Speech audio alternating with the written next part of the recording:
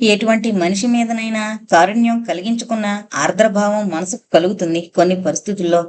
ఎంతటి కోపం కడుపులో బుసలు కొడుతున్నా ఆదమరిచి నిద్రపోతున్న మనిషిని ఏ కిరాతకుడో తప్ప కాటు వేయలేడు. ఎటువంటి దుర్మార్గుడైనా మరణించినప్పుడు ఆ మృత శరీరాన్ని, మానవత్వాన్ని ఆవిరి చేసుకుని ఏ మనిషి ద్వేషించలేడు. అలాగే రోగంతో కుంగిపోతున్న మనిషి మీద కూడా జాలి పుడుతుంది. ఆ మనిషి మీద ఎంత కోపం ఉన్నా. ప్రతిమ పట్ల రమణకు గల ఉద్వేగం కేవలం కోపం మాత్రమే కాదు. కోపం ఉంది, కానీ వాళ్ళ మాలిన ఆపేక్ష, ప్రతిబింబించని ఆత్మీయత, బదులురాని పిలుపు ఆ కోపానికి ప్రేరణ, ఆ తాపానికి కారణం. అలసిపోయి కన్నీటితో తడిసిపోయి తడిసిన మనసు వేదనలో కాలిన మండక పొగలై సెగలై ఊపిరిని అడ్డగించి జీవితాన్ని అతలాకుతలం చేసి హింసించాక నిస్సహాయంగా బేలగా బాలలా ఆదమరిచి సోలిపోయి తన ఒడిలో పడుకుని నిద్రపోతున్న ప్రతిమ ముంగురులను లాలసతో లాలనగా సర్దుతూ మండుతున్న చెంపలను మునివేళ్లతో తాకుతూ దగ్గరుండి ఎన్నడూ ఎరుగునంత దగ్గర నుండి ఆమె రూపురేఖలను, మనిషి నిదురించిన విశ్రాంతి నెరుగుగా ఎగిరిపడుతున్న గుండె కుదుపులను, తొలగిన పమిటను, నలిగిన పువ్వులను, ముఖాన ఇంకా మరకలపోని పౌడర్ గుర్తులను చూస్తూ అనుభవిస్తూ, కోరికను జయించిన స్పర్శ మాధుర్యంలో ఎన్నడూ చూడని జీవితాన్ని పెనవేసుకుంటూ, ఎన్నడూ ఎరుగని అనుభూతులతో మనసును రంగరించుకుంటూ, ఊహకందని ఏదో లోకంలో రూపంలేని భవిష్యత్తులో నన్ను బ్రతికించవు అంటూ తన కౌగిలిలో ఒరిగిపోయిన ప్రతిమను చూస్తున్నాడు రమణ. 10 రోజుల నుంచి చూస్తున్న రూపం అది. ఆ ప్రతిమ కావాలి తనకు, ఆ భవిష్యత్తు రావాలి తనకు, ఆ లోకం వెళ్ళాలి ఆమెతో. గతించిపోయిన గతాన్ని గురించి పీడకలలు రాకుండా, రేపు లేదనే భయాలు లేకుండా తన సమస్తాన్ని ఆక్రమించుకోగలిగిన ప్రతిమ కావాలి. 10 రోజుల రోగం, విషజ్వరం పరిపాలించింది ఆమెనే కాదు తనను. 2 జీవన వాహినులను కలబోసి పెనవేసింది తనకు తెలియకుండా. తాను సాగిపోతున్నాడు తెలియని గమ్యాన్ని వెతుక్కుంటూ. ప్రతిమ బుగ్గలు కృంగి వెంకం తగ్గినా, పెదిమలు వాడి మెరుపు తరిగినా ఆ రూపం చెదరలేదు. ఇంకా ఇంకా స్పష్టంగా దగ్గరకొచ్చి అంతరాంతరాల్లో పునాదులు వేసుకుంటుంది. మెత్తబడిన వెన్నముద్దలాంటి మనసులు, కాలుష్యాన్ని కరిగించిన కన్నీరు, చంద్రమండలం మీద తొలిసారి పాదం మోపుతున్న మనిషి ఆరాటం, ఆశల పోరాటం. ఈ సంరంభంలో మేకులయ్యి బోకులయ్యి గుండెలకు చిల్లులు పొడుస్తున్న మాటలు. మరో వారం పడుతుంది అన్నాడు డాక్టర్ ఫీజు అడగడానికి ఉపోద్ఘాతంగా. మరో వారంలో ఉద్యోగం ఊడుతుంది అన్నాడు మేనేజర్ కసి తీర్చుకుంటూ. అనారోగ్య కారణాల వల్ల రిటైర్ అయిన నాయుడు గారు నే విన్నది నిజమేనన్నమాట అంటూ విస్తుపోయారు. ఆ మునతో కాపురం వెలగబడుతున్నాడు అంటూ తల బాదుకుంటూ కథంతా చెప్పి రోజుకొక్క వీధి పాలిస్తున్నారు అవతారం గారు. నువ్వు కాకపోతే ఇద్దరినీ లాకప్ చెయ్యాల్సింది అన్నాడు చంద్రశేఖరం పోలీసు గొంతుతో. ఇంటద్దే 2 నెలలది బాకీ అంటాడు ఆచార్యులు గారు రమణ జేబులోని నోట్ల కట్ట చూసి ఆశగా. దానికి పరిచయం చేసి నిన్ను పిచ్చెక్కించిన పాపం నాది అంటారు నాయుడు గారు రెండోసారి పశ్చాత్తాపం అభినయిస్తూ కాలి నడకన. నీ ఇంటా వంట లేదు, మీ వంశం ఇంతటితో అంతరించిపోయే యోగం పట్టింది అంటూ మందలించారు. తన వంశం 10 కాలాల పాటు నిలవాలని 11 మందిని కని భారతమాతకు అంకితమిచ్చిన హైకోర్టు అడ్వకేట్ ముకుందరావు గారు. 150కి కొన్నారేమో, 60 కంటే ఎక్కువ పలకదు మీ వాచి అన్నాడు ఒకనాటి సైకిల్ కొట్టు యజమాని, ఈనాటి వాచీ కంపెనీ ప్రొపరైటరు అయిన ఆనాటి ఈరాస్వామి, ఈనాటి కళాపోషకుడైన ఈరాస్వామి నాయుడు గారు. గదిలోంచి బయటకు రావడానికి భయపడుతున్నాడు రమణ. కాని శరీరం తన అవసరాలు తీరకపోతే మనిషిని క్షమించదు, పగబట్టి హింసిస్తుంది. 10 మందిలో పుట్టి పెరిగిన పుణ్యస్థలి నడిగడ్డి మీద నిలిచిన అంతులేని సముద్ర మధ్యంలో కొయ్యబల్ల మీద నిస్సహాయంగా తోడు లేకుండా కొట్టుకుపోతున్నట్లు అనిపిస్తోంది రమణకు. ఈ పరిస్థితి, ఈ పరివర్తన, ఈ సంయోగం అదృష్టమో దురదృష్టమో స్పష్టం కావడం లేదు. స్పష్టంగా అనిపిస్తోంది ఒకటే, తనకు మిగిలింది ఒకటే దారి. ఈ ప్రపంచంలో తాను బ్రతకలేడు, మరెక్కడో ఉంది తన లోకం. ప్రతిమ చాలు తనకు నీడగా తోడుగా. ఎలా తీర్చుకోను రుణం రమణ, చావని రాదు, నీ కడుపున పొటని మళ్ళీ అంటుంది కాలిపోయిన పెదిమలపై బలాన్ని కేంద్రీకరించి ప్రతిమ. ఆ మాట, ఆ సన్నటి ఓపికలేని కృతజ్ఞతలో కరిగిన కంటి మెరుపు ఎంత బలమిస్తుంది తనకు. పిచ్చి నీది. నువ్వు రమణ పిచ్చివాడివి, ఏం చేయను, దేవతవు నువ్వు. ఎప్పుడో గుర్తుపట్టాను నిన్ను. మళ్ళీ మనిషిని కాని నీ రుణం తీర్చుకోలేననుకో, ప్రయత్నిస్తాను. ఈ మనసును, ఈ వయసును, ఈ జీవితాన్ని పూల మాలగా గుచ్చి నా భగవంతుడి మెళ్ళలో వేసుకుంటాను. నిజం రమణ, ఎన్నడూ నిన్ను చెయ్యాలని మోసం చేయలే. ఏడవకు. ఈ కన్నీరు అబద్ధం కాదు. ఇది నటన కాదు, జీవితం. నమ్మగలవా రమణ? బురదలోంచి పుట్టింది పద్మం కాని అది పద్మం. బురదను మరిచిపో. ఆ పద్మాన్ని నీ పాదాల ముందు ఆ పడుకో ప్రతిమ. ఏం భయంలే. అలా ఆయాసపడుతున్నావు. విశ్రాంతి అవసరం నీకు. కళ్ళు మూసుకున్నంత మాత్రాన మనసుకు విశ్రాంతి దొరుకుతుందా రమణ? నీ ఒంట్లో బాగుండలే. మనసు బావుంది. నాకు రేపు లేదనుకుంటేనే ఎన్నో రేపులను నిన్నలుగా మార్చి చంపుకున్నాను. ఇంకా చంపుకోను. దగ్గరకు రా రమణ. నాకు చంటి పాపలంటే ఇష్టం. ఈ జన్మకు ఆ అదృష్టం లేదనుకున్నాను. మళ్ళీ ఎందుకో ఈనాడు ఆశలు పీకుతున్నాయి. నన్ను వదిలిపోకు రమణ. పెనవేసుకుంది లతల. ముడుచుకుపోయింది సిగ్గుల మొగల. పొట్టలో ముఖం దాచుకుని పలవరించింది. కవ్విస్తున్న కలలను అలల మాదిరి చిలకరించింది. కేకలు వినిపించాయి బయట. ఆచార్యుల గారికి ధైర్యం వచ్చింది వాళ్ళ బావమరిది ఆశీర్వాదంతో. 2 నెలల అద్దె కట్టి తక్షణం ఖాళీ చేయండి కొంప. ఈడ్చి అవతల పారేస్తా. జబ్బుపడ్డ ప్రతిమతో కుస్తీ పట్టాలనే ఉగలాటంతో జబ్బచరిచి భుజబలం ప్రదర్శిస్తున్నాడు ఆ బావమరిది. హోటల్ పెట్టి అమ్మిన దానికంటే ఎక్కువ తిని దివాలా తీసి పెంచిన కండబలం ఆ అబల ముందు ప్రదర్శిస్తూ. రేపటిదాకా గడువివ్వండి అంది ప్రతిమ నిర్లిప్తంగా. వీల్లేదు. ఇది సంసారులుండే కొంప. ముందు బయటకు నడు. అప్పుడే అక్కయ్యకు కాఫీ తెచ్చిన రాము అడ్డం నిలబడ్డాడు. వేలు లేవు వెధవా అంటూ ఎత్తి అతన్ని అవతల గిరాటు పెట్టాడు ఆ బావమరిది. రమణ మూలన్న పచ్చడి బండ పెట్టి ఆ వస్తాదు నడు మీద ఒకటి అంటించాడు. ఆచార్యులు గారు శ్రీరామచంద్ర ప్రభు అంటూ పోలీస్ స్టేషన్కు పరిగెత్తారు. ఆచార్యులు గారు ఎక్కడికలా పరిగెత్తుతున్నారు? పోలీస్ స్టేషన్ కాబోలు. పెనుగాలికి కదిలిన చిగురుటాకులా కంపించింది ప్రతిమ. నాకు భయంగా ఉంది రమణ. ఎందుకు భయం? సందు దొరికితే పోలీసులకు పట్టాన వదిలిపెట్టరు నన్ను. కంగారు పడకు, నేనున్నానుగా. కింద పడిన వస్తాదు లేచి తూలుకుంటూ పోయి ఆచార్యుల గారింట్లో నొలక మంచం మీద పడుకుని రొప్పుతున్నాడు. రమణ, నా వల్ల ఎన్ని గొడవలొస్తున్నాయో చూడు నీకు. ఏం గొడవల్లేవు. కళ్ళు మూసుకుని పడుకో. కాదు రమణ, దురదృష్టం కూడా ఒక రకమైన అంటువ్యాధి. అంటురోగుల్ని అందుకనే దూరంగా ఉంచుతారు. నాలాంటి దురదృష్టవంతులు కూడా దూరంగా ఉండాలి ఆరోగ్యం ఉన్న మనుషులకు. ఇంటి ముందు పోలీస్ జీప్ ఆగింది. విసురుగా లోపలికొచ్చాడు బాల్య స్నేహితుడు ముకుందం ఇన్స్పెక్టర్ చంద్రశేఖర్ను వెంటబెట్టుకుని. అనుకున్నంత పని చేశాడు ఆచార్యులు గారు అనుకున్నాడు రమణ. కానీ రమణ అనుకుంది వేరు, జరిగింది వేరు. పోలీసులొచ్చింది ఆచార్యులు గారి కంప్లైంట్ విచారించడానికి కాదు. రఘుపతిని వెతుక్కుంటూ వచ్చారు. కాంట్రాక్టులు చేస్తున్న ముకుందం తాలూకా 10,000 రూపాయల నగదు చేతబట్టుకుని అయిపో అంతూ లేకుండా పలాయనం చిత్తగించాడట రఘుపతి. అతని ఆరా చెప్పమంటూ ప్రతిమను బెదిరిస్తున్నాడు చంద్రశేఖరం. నాకు తెలీదంటూ ప్రమాణాలు చేస్తోంది ప్రతిమ. అత్తగారింట్లో గారెలు పడితేనే గాని అసలు విషయం కక్కేట్టు లేదిది అంటున్నాడు ముకుందం. నా మాట నమ్మండి. రఘుపతి గారిని చూసి నేను 1 నెల రోజులు కావస్తోంది. అసలు ఒంట్లో బాగుండక మంచం దిగడం లేదు. రమణ గారిని అడగండి అంటూ తల బాదుకుంటూ లేని ఓపికతో ఏడుస్తోంది ప్రతిమ. ఆ సమయంలో అక్కడ రమణ లేకపోతే ప్రతిమను వాళ్ళు ఏం చేయడం జరిగేదో. 15 రోజులుగా రాత్రింబవళ్ళు నేను ప్రతిమతో ఉంటున్నాను. రఘుపతి ఈ ఛాయలకు రావడం నేను చూడలేదు చంద్రశేఖరం అన్నాడు రమణ. 15 రోజులుగా రాత్రింబవళ్ళు ఇక్కడే ఉంటున్నావా అంటే అన్నాడు ముకుందం కనుబొమ్మలు చిట్లిస్తూ సూటిగా చూస్తూ. నీ చెప్తాలే తర్వాత. రమణ, సాయంత్రం ఒకసారి అలా రా, పనుంది అంటూ బయటకు నడిచాడు చంద్రశేఖరం. పోలీస్ స్టేషన్కా? కాదులే, ఇంటికి రా. ఏం పని? ఇంకా నీ విచారణ పూర్తి కాలే? అది కాదులే, చాలా రోజులకు ముకుందం కనిపించాడా? భోజనానికి పిలిచా ఇంటికి. నువ్వురా, కాసేపు కబుర్లు చెప్పుకుందాం. 7 గంటలకల్లా వచ్చేయ్. ఎదురు చూస్తుంటాం. వస్తావు కదూ? చంద్రశేఖరాన్ని పక్కకు పిలిచి ఆచార్యుల గారితోనూ ఆయన గారి బావమరితోనూ అంతకు ముందు జరిగిన సంకుల సమరం గురించి చెప్పాడు రమణ. లేనిపోని గొడవల్లో పడ్డావరా తమ్ముడు. తిరిగే వాళ్ళని చూశాను గాని నీలా మొతులు పోగొట్టుకుని అల్లరి పడేవాళ్ళని నేనెక్కడా చూడలేదు. ఇటువంటి జనంతో నాకు రోజూ పరిచయం. నీ మంచికి చెబుతున్నా.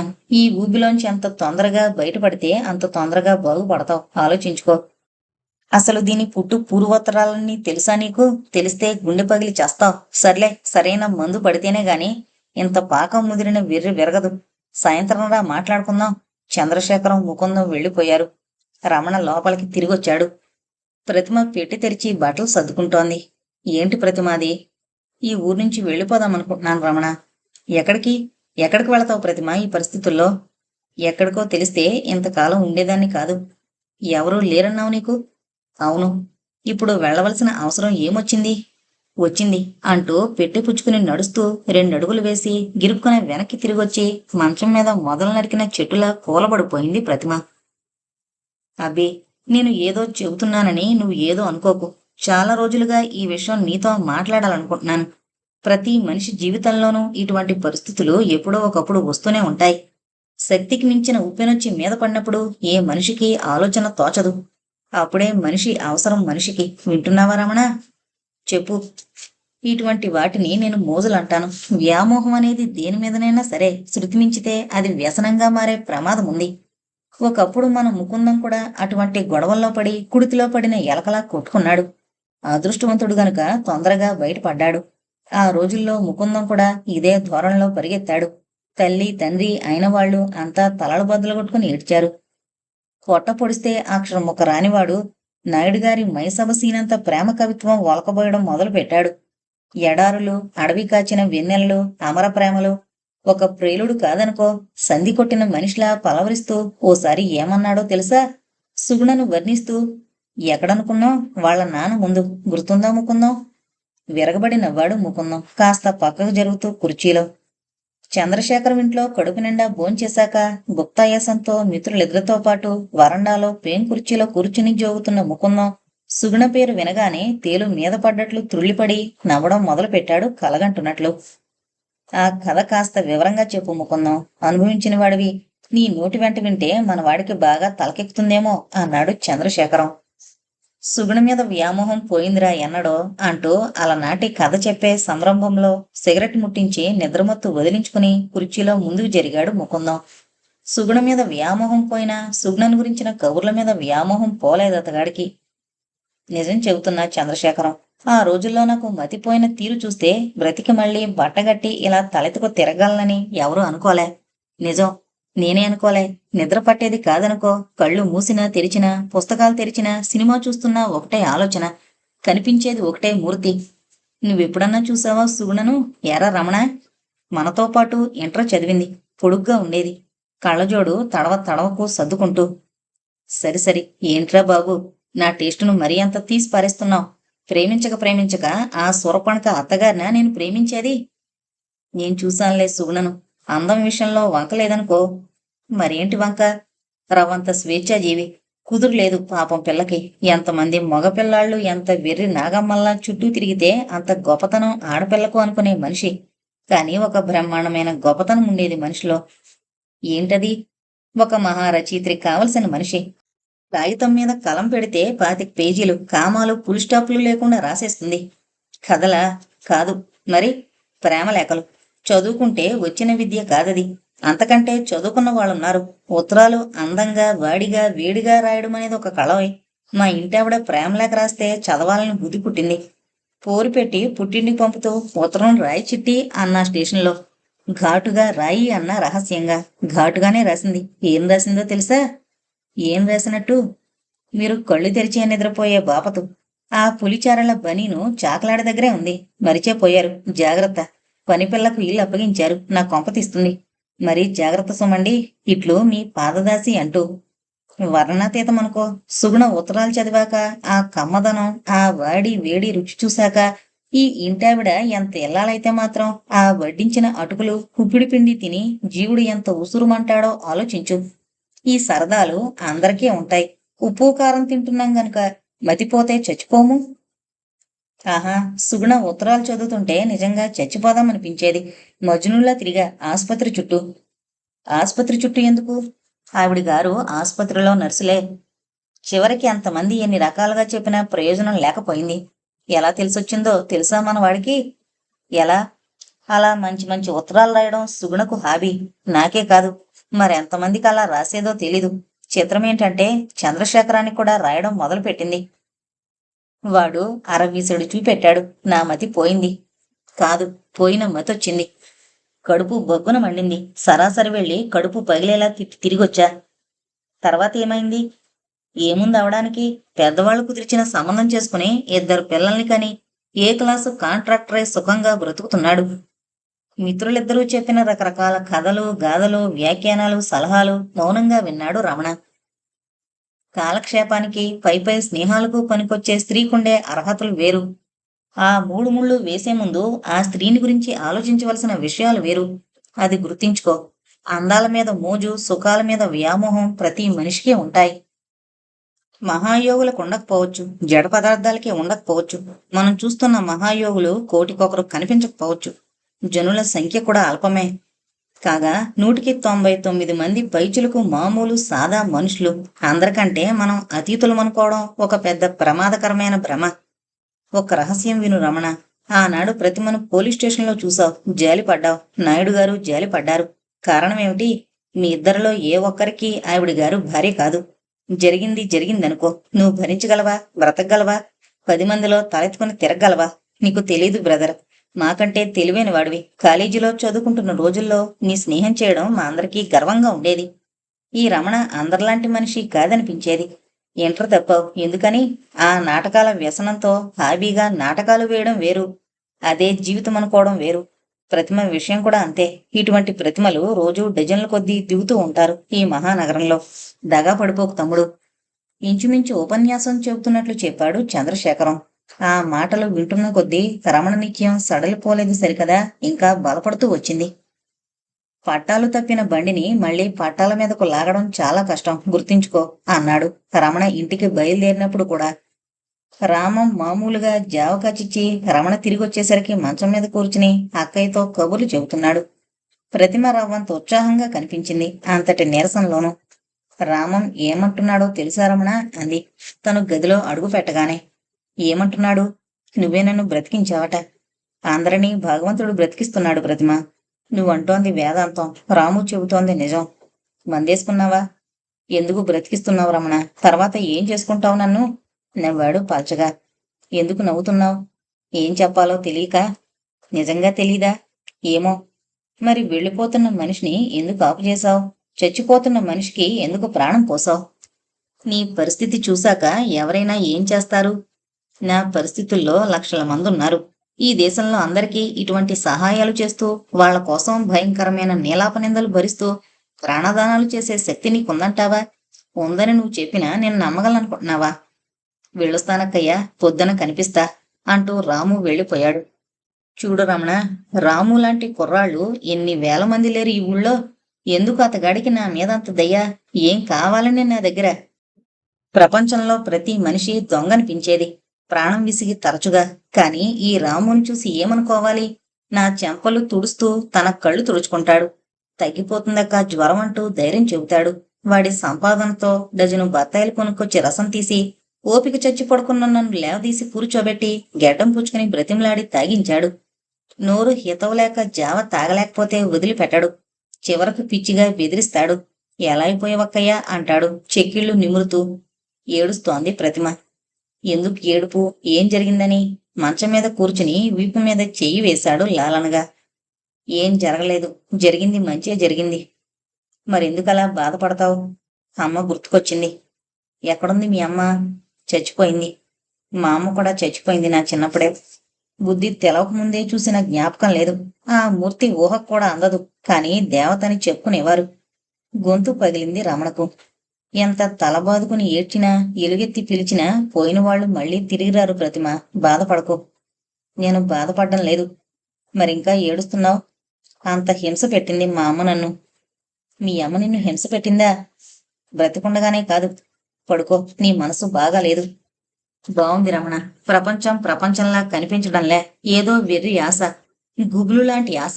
నా మీద, నా జీవితం మీద నాకు నమ్మకం కలుగుతోంది. రేపు నువ్వు పద్యం పుచ్చుకోవాలి, రెస్ట్ తీసుకో. ఎలా పడుకోను రమణ? ఈ రాత్రంతా ఇలాగే నీ దగ్గర కూర్చుని కబుర్లు చెప్పాలనిపిస్తోంది. మన బ్రతుకుని గురించి, భవిష్యత్తును గురించి పిచ్చి ఆలోచనలు, వెర్రి ఆశలు. ఎన్నాళ్ళు నేను అనుభవించిన బ్రతుకు, అనుభవించానని భ్రమపడిన బ్రతుకు నాది కాదనిపిస్తోంది. నా బ్రతుకు ఎక్కడుందో నాకు అర్థమైంది. నీకు తెలీదు. ఇదివరకటి మనిషిని కాదు నేను. రోగంతో చచ్చి బ్రతికాను. నువ్వు బ్రతికించావు. ఈ జీవితం నీది. ఈ మనసు సడలిపోయి మళ్ళీ ప్రాణం పోసుకుంటూ బీసుకుంటున్న ఈ నరాల్లో నెత్తురు నీకోసమే ఉరకలు వేస్తూ పరుగులు తీస్తోంది రమణ. నిన్ను గుర్తుపట్టాను. నన్ను నేను పోల్చుకున్నాను. కావలసినంత ప్రపంచం ఉంది. బెజవాడను మించిన బెంగళూరులు దేశంలో చాలా ఉన్నాయి. పద్యం పూర్తి కాని 2 రోజులు ఓపిక పట్టు. రెక్కలు కట్టుకుని ఎగిరిపోదాం. డబ్బుకు బాధపడకు. వస్తుంది. ఎలా వస్తుందో నాకు తెలుసు. నాకు నువ్వు కావాలి, నీ మనసు కావాలి. వింటున్నావా రమణ? నన్ను వదిలిపోవు కదూ, మోసం చెయ్యవు కదూ. ప్రపంచం అంతా చేసింది, నువ్వు చెయ్యవు, నాకు తెలుసు. రమణకు భయం వేసింది. టైఫాయిడ్ జ్వరం తిరగబెట్టలేదు కదా, సంధి లక్షణాలు విషమించడం లేదు కదా.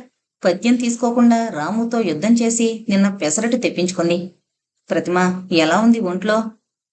ఉప్పిరి మాదిరి లేచి రమణను దగ్గరకు లాక్కొని గుండెలకు హత్తుకుంది. ఒళ్ళంతా పులుముకుంది.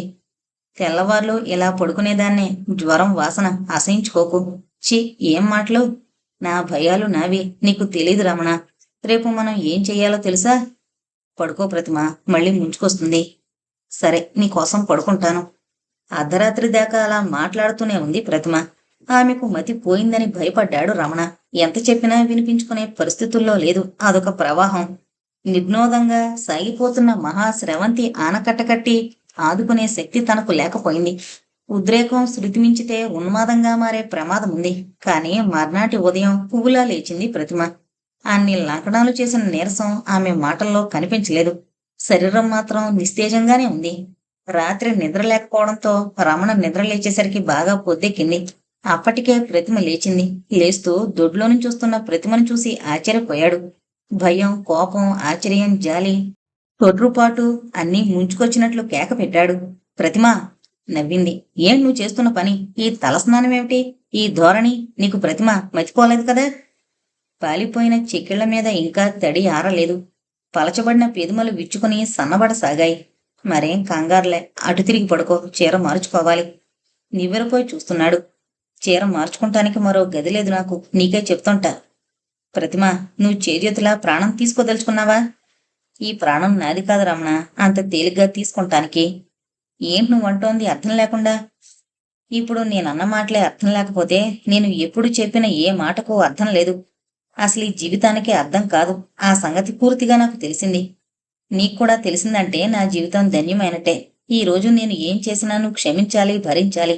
కాసేపు అటు తిరిగి పడుకో, మంచివాడు కదూ. నీ ఇష్టం, చెబితే అర్థం చేసుకోవాలి.